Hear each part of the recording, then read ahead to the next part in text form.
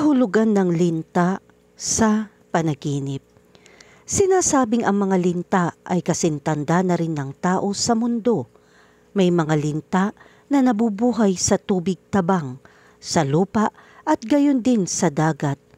May mga linta na hindi naninipsip ng dugo, subalit karamihan ay naninipsip. Kapag ikaw ay nakagat ng linta, hindi mo ito madadaan sa biglaang pagtanggal.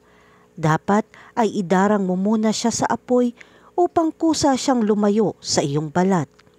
Hindi naman nakakamatay ang kagat ng linta, maliban kung ito ay makakapasok sa iyong katawan.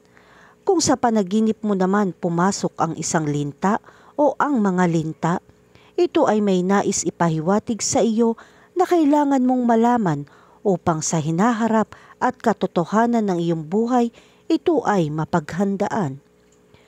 Kung ikaw ay nakakita ng isang linta sa iyong panaginip, isang kaibigan ang nakatakdang magtraidor sa iyo. Maaaring siya ay magsabi sa ibang tao ng hindi totoo tungkol sa iyo, o kaya ay pwede rin naman siya ay magkaroon ng lihim na pagtingin sa taong iyong minamahal.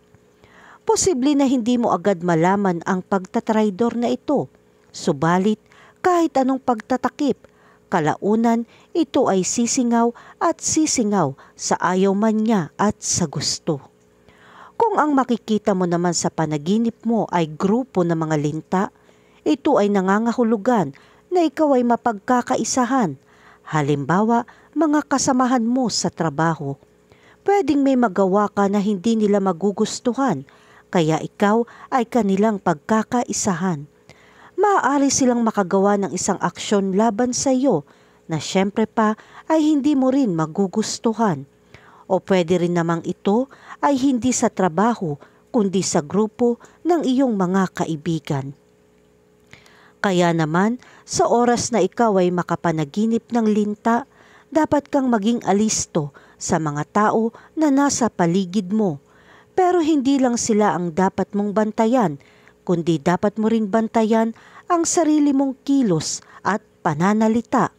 Dahil may posibilidad na sayo rin magsimula ang pagkakamali. Kung sakali man na mangyari ang hindi inaasahan tulad ng isang linta na kumapit sa isang tao, may paraan para ito ay matanggal sa kanyang katawan at may paraan din para ang problemang kakapit sa iyo na parang isang linta ay masolusyonan.